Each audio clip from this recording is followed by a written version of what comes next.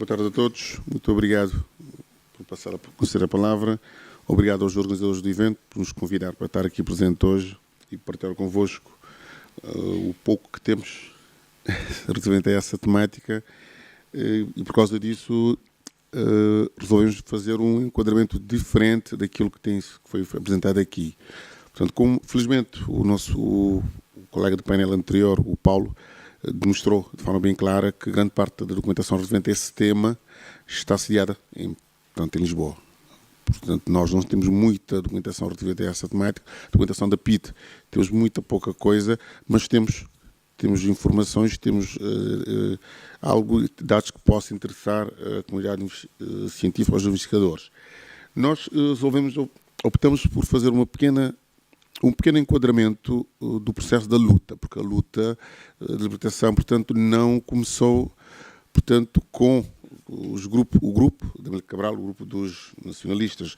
Portanto, houve, no caso de Cabo Verde, que é um país que tem as suas características específicas, infelizmente nós, ou felizmente, não sei se será bem ou mal essa nossa sina, o país que menos sofre. Portanto, nós temos problemas enormes de seca, de falta de água. E isto, ao longo do tempo, veio moldando, portanto, o perfil, acredito, do povo cabo-verdiano. Secas sucessivas ao longo do tempo veio moldando e veio levando um conjunto de acontecimentos que, ao longo do tempo, portanto, não é à toa que o próprio Amílcar Cabral optou pela formação em agronomia, por causa dessa situação de Cabo Verde específica. Portanto, as secas sucessivas e severas levaram a um conjunto de revoltas que eu vou tentar partilhar convosco, que portanto, temos essa documentação sim, mas não é a documentação relativamente ao início, portanto, como já tinha dito, da luta de libertação, mas assumimos como causa que levou, portanto, a formação da consciência e a necessidade de o povo de Cabo Verde, nesse caso, tentar emancipar-se e pegar os destinos do país nas suas mãos. Eu vou partilhar uma imagem um bocado dura, mas permitam que o faça enquanto vou apresentando algumas coisas. Portanto, agora já conhecem, isto aqui as que eu já conheço, o tempo é pouco. Vou deixar esta imagem, aliás, melhor, vou deixar esta aqui. Portanto, eu peço desculpas às pessoas mais sensíveis, mas ao menos é para ir enquadrando aquilo que eu vou apresentando. Portanto, como eu estava a dizer, portanto, as secas e as fomes foram das grandes causas, portanto, que levaram a um conjunto de fenómenos migratórios, fenómenos de revoltas e fenómenos de formação da consciência e da luta pela libertação. Portanto, no período colonial, portanto, foram várias as fomes que, provocadas pelas crises alimentícias graves e cíclicas, que atormentaram o povo das ilhas. Portanto, foram anos de agonias, de desalentos, de êxodo, de morte, lares abandonados, vendidos, para mitigarem as fomes. A sede dos homens, das plantas, dos animais, é a Jacinta história de Cabo Verde, repetida em muitos e muitos anos. As secas e as fomes que deixaram marcas identitárias nas ilhas, isto é, a resiliência e a resistência que caracteriza o povo das ilhas face às vicissitudes que assolam o arquipélago. Dentro dos vários períodos de fomes, as fomes de 1800 e 1500, nesse caso, e 80, a 1583, as primeiras que aconteceram e que vitimaram várias pessoas e fomentaram a imigração para os rios da Guiné. As fomes de 1946 a 49, as últimas com enorme mortandade nas ilhas, e que ficaram marcadas por uma elevada taxa de imigração de cabo-verdianos, sobretudo para Santo Tomé, em 47, e pelo desastre da assistência em 49, deixando, por conseguinte, marcas profundas na memória dos cabo-verdianos. A situação de seca e fome que se vivia desde 46 foi agravada a 20 de fevereiro de 49, com a ocorrência de desastre de assistência, a imagem anterior. Peço desculpa. Isto aqui. Sim. Portanto, como estava dizendo, desastre de assistência na Cidade da Praia, isto é, o muro sul do Quintalão, onde diariamente era alimentada a população faminta, ruiu fazendo centenas de vítimas. Nesse dia, conforme nos relata o Dr. Bento Levi, o vento que até então soprava a 10 km por hora passou a soprar em rajadas de 60 km a hora. Meio-dia, a cidade é sobressaltada por um som cavo de desmoronamento, gritos, correias, estupefação. O Alpendre Rimur soube que se abrigava a maior parte dos indigentes que recebiam refeições diárias fornecidas pela assistência, desabaram sobre eles, ocasionando mortes e feridos. O espetáculo horrível, gemidos, sangue, corpos torcidos, mães que procuravam os filhos. A ordem é restabelecida e vem o balanço trágico. 232 mortos, 47 feridos. Nestes estatísticas oficiais de Cabo Verde,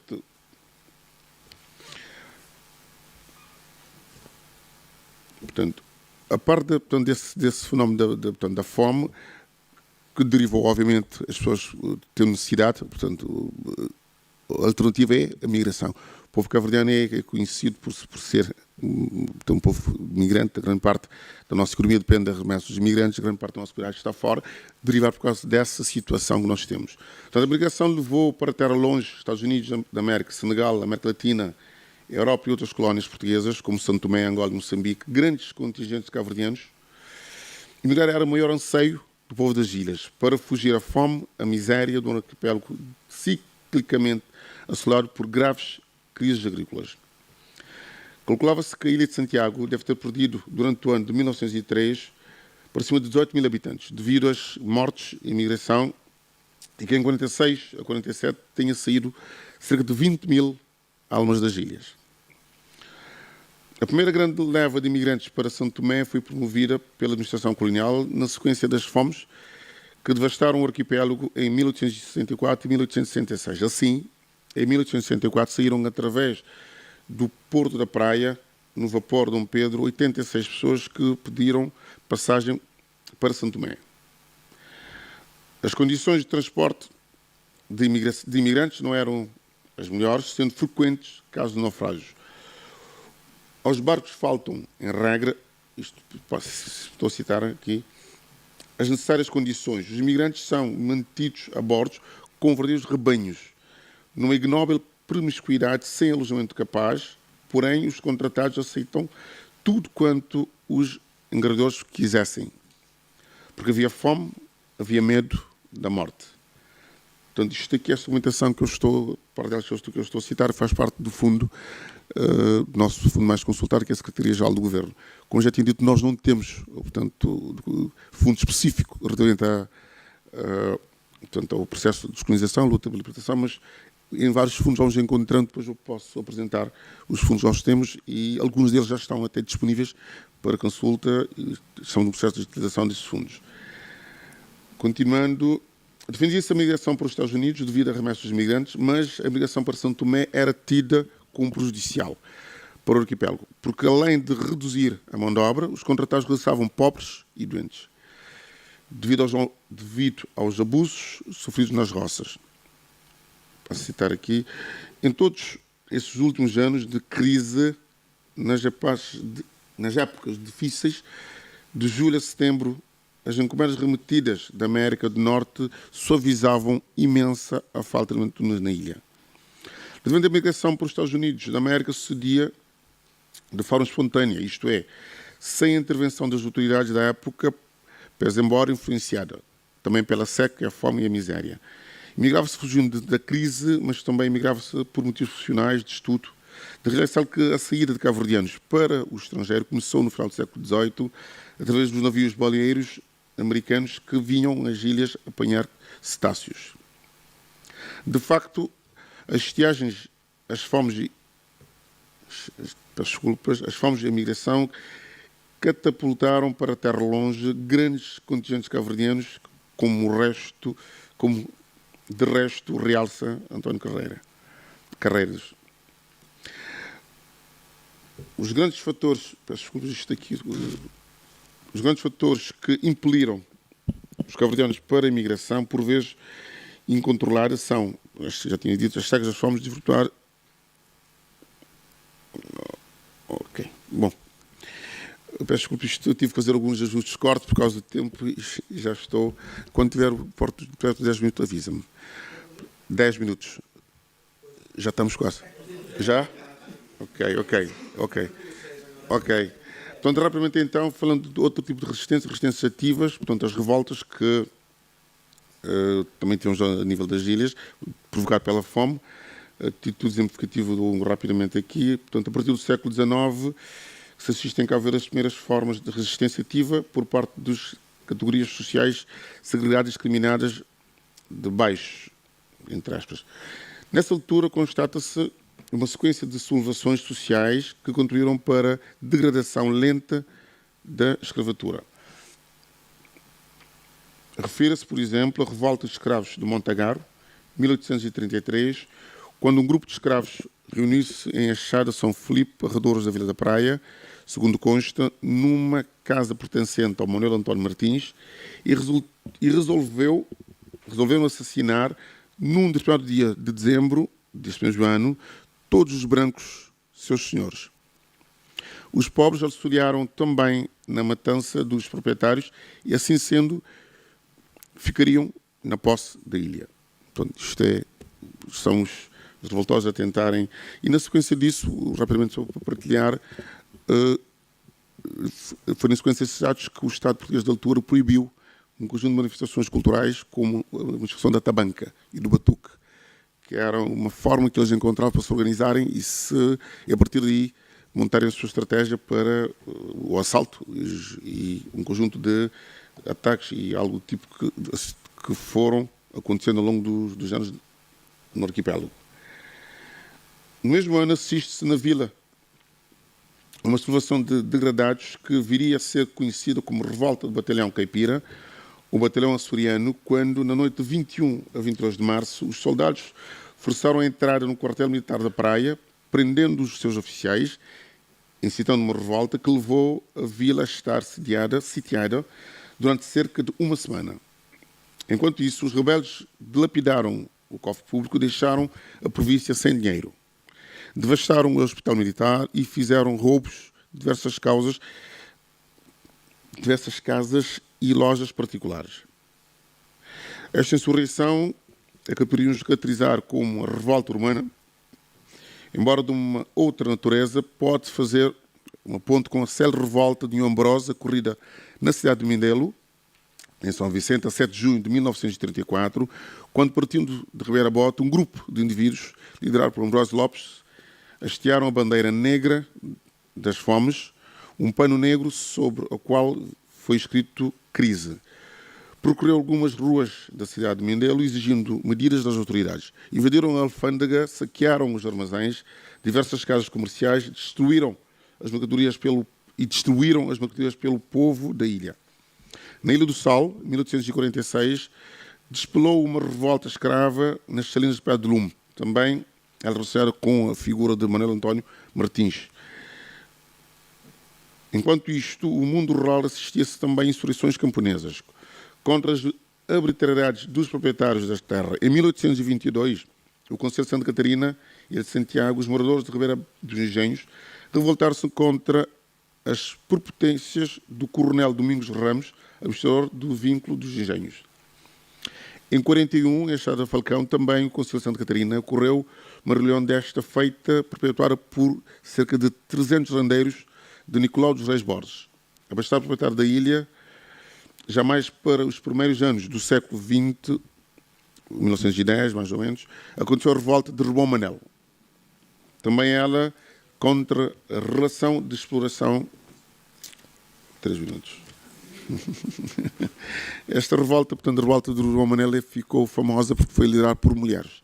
Portanto, já há muito tempo que as mulheres já se emanciparam. Portanto, é bastante característica esta revolta. Em Santo Antão, a 17 de abril de 1886, disputaram tumultos que se figuram um leque de controvérsia entre a elite administrativa dos dois concelhos vizinhos, Ribeira Grande e Paúl, mas também que deve ser inserido no contexto de descontentamento popular que muito se fazia sentir em toda a ilha. Bom, o tempo voa, só para partilhar aqui. Bom, este um dos documentos, portanto, sobre a revolta do Batalhão Caipira. Continua. A luta pela independência, pronto. Tem mais quantos minutos? Bom, portanto, vou saltar o Mica Cabral, que é mais conhecido, só partilho isto convosco. Portanto, nós temos no Arquivo Nacional, portanto, que foi cedido pelo...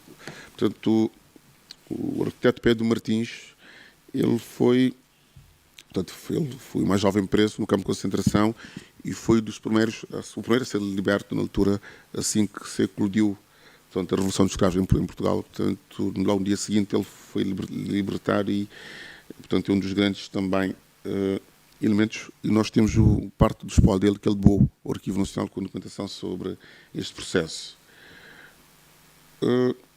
Rapidamente para partilhar, em termos de documentos que nós temos, portanto, os fundos que nós temos que têm essa orientação é relativamente à Secretaria-Geral do Governo, a Repartição Provincial da Administração Civil, o Ministério de Infraestrutura e Transportes, portanto, o Museu tem documentos sociais, tem as fotografias e imagens, e também temos o documento doado pelo arquiteto Pedro Martins.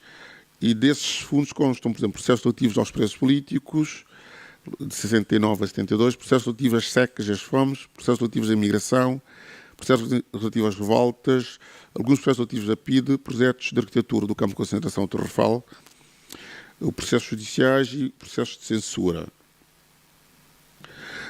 No nosso caso, portanto, como já tinha dito, grande parte da documentação ela veio para Portugal, portanto, podemos encontrar também grande parte da documentação na Fundação Amílcar Cabral, que tem grande parte do documento dessa época. E também o Instituto Pedro Pires tem também grande parte da documentação, portanto, que era documento que pertencia portanto, ao Pedro Pires enquanto primeiro-ministro, o primeiro-ministro de Cabo Verde. Portanto, acredito que grande parte da documentação faz parte do espólio dele. Só para partilhar convosco, nós, portanto, quer o Instituto Pedro Pires, quer a Fundação Amílcar Cabral, portanto, nós temos cooperado com eles de formação dos seus técnicos, organização daquela documentação e introdução dessa documentação, portanto, via a plataforma que nós, o mesmo que nós usamos, que é o Aton. Portanto, a documentação da Fundação Amílcar Cabral e do Instituto Pedro Pires, portanto, estão, grande parte delas, organizadas, digitalizadas e disponíveis, pelo menos até há pouco tempo estavam disponíveis online para consulta.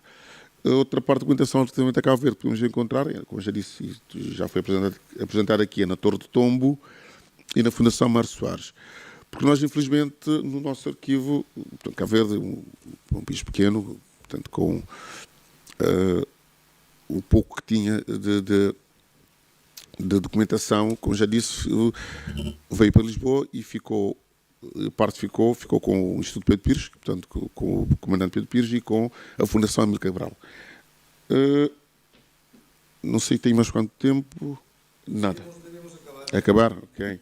Eu gostaria de mostrar-vos só a nossa plataforma, portanto, só para ter uma ideia, portanto, que já está a grande parte dela digitalizada, isto, da Secretaria-Geral do Governo. Não. Posso? Aton, não? Sim. Não.